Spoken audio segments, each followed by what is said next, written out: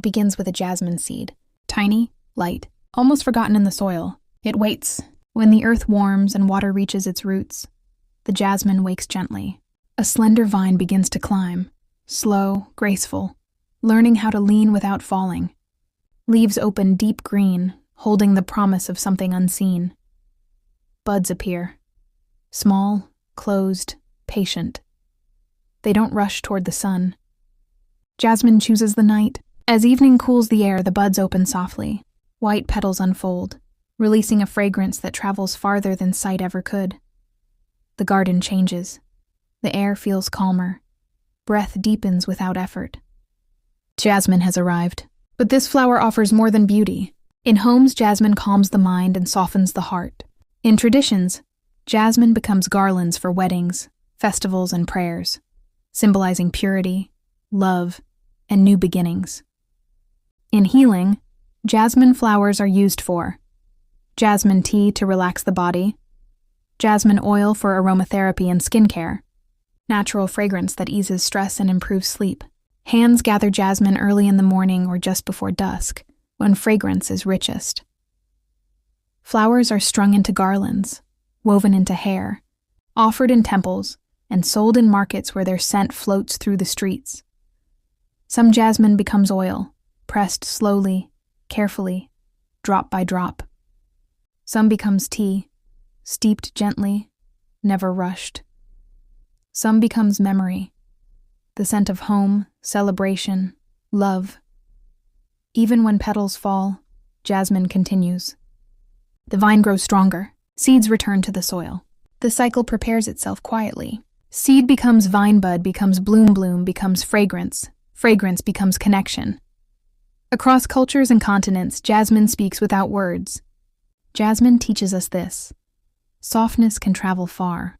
Beauty doesn't need brightness. And the most powerful presence often arrives quietly. From a hidden seed to a scent carried on night air, jasmine touches the world, one breath at a time. The lotus begins its journey in the mud, not in clean soil, not in perfect conditions, but deep, dark, unseen water. A lotus seed rests at the bottom of a pond, hard, ancient, patient. It can wait for years. It does not rush. It trusts time.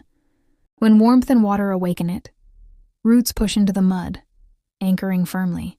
From that darkness, a stem begins to rise, slow, steady, determined, upward, through murky water, through resistance, through silence.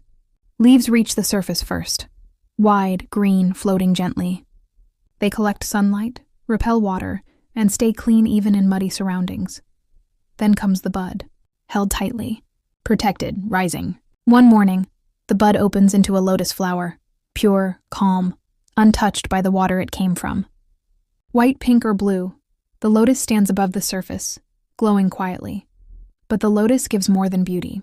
In nature, lotus cleans water and supports aquatic life. In food, lotus roots, seeds, and stems are eaten, nourishing, cooling, grounding. In medicine, lotus supports digestion, heart health, and calm.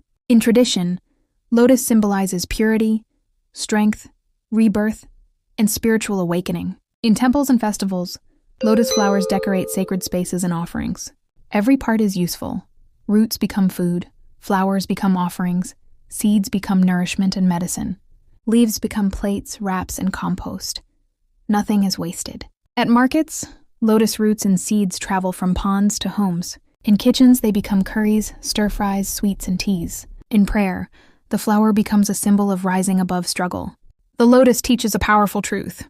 You can grow in difficult places and still remain pure. You can rise from heaviness and still become something beautiful. From muddy water to open bloom, from seed to sacred symbol, the lotus touches food, faith, healing, and hearts across the world. And when petals fall, seeds return to the water, ready to wait, ready to rise, ready to begin again. The journey of the coconut begins with a hard shell. A single coconut falls from the tree and rests on sand or soil. It looks closed, heavy, silent. But inside, life is waiting. Rain comes, sun warms the shell. Slowly the coconut awakens.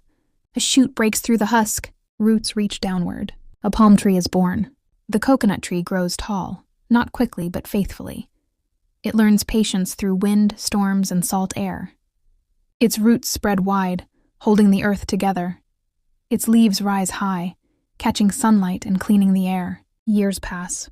Then one day flowers appear, small, golden, full of promise.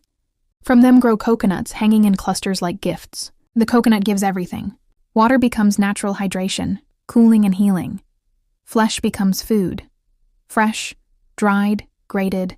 Cooked milk becomes nourishment in curries and sweets. Oil becomes medicine, skincare, and cooking gold shell becomes bowls, tools, charcoal, crafts. Husk becomes rope, mats, brushes. Soil support leaves become roofs, baskets, plates. Decorations trunk becomes wood for homes and boats. Nothing is wasted. In kitchens, coconut becomes comfort and celebration, used in rice dishes, sweets, chutneys, soups, and festival foods. In medicine, it heals skin and hair. In homes, it supports livelihoods and traditions. At markets, coconuts travel far, from coastal farms to inland cities, from islands to continents. One tree feeds families, supports economies, and sustains communities. The coconut tree is often called the tree of life, not because it is perfect, but because it serves without stopping. Seed becomes tree becomes harvest becomes life.